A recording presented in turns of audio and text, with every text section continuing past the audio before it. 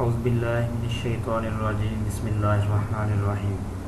ازواج مطہرات۔ حضرت محمد صلی اللہ علیہ وسلم کی کل 11 شادیاں ہوئیں، جن کی تفصیل کچھ یوں ہیں۔ پہلا نکاح حضرت ختیجہ رضی اللہ تعالی عنہ سے ہوا اور وہ بیوہ تھی۔ آپ صلی اللہ علیہ وسلم کی عمر مبارک 25 سال تھی۔ نمبر 2، دوسرا نکاح حضرت سودا رضی اللہ تعالی عنہ سے ہوا اور یہ بھی بیوہ تھی اور آپ صلی اللہ علیہ وسلم کی عمر 50 سال تھی۔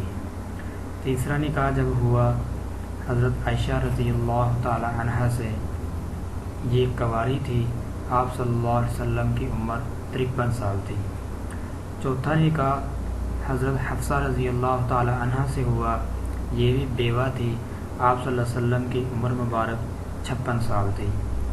پانچواں نکاح حضرت زینب بنت ختیجہ رضی اللہ تعالی عنہ سے ہوا، یہ بھی بیوہ تھی، آپ صلی اللہ علیہ وسلم کی عمر مبارک 56 سال تھی۔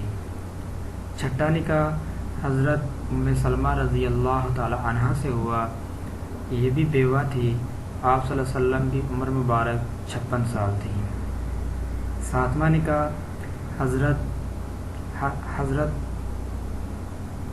نکاح حضرت زینب بنت حجش رضی اللہ تعالی عنہ سے ہوا اور یہ مطلقہ تھی اور آپ صلی اللہ علیہ وسلم کی عمر 58 سال تھی۔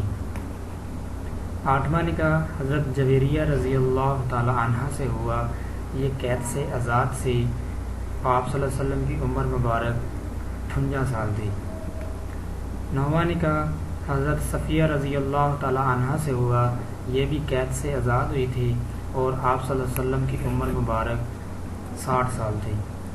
10واں نکاح حضرت ام حبیبہ رضی اللہ تعالی عنہ سے ہوا، یہ بھی بیوہ تھی، آپ صلی اللہ علیہ وسلم کی عمر مبارک 60 سال تھی۔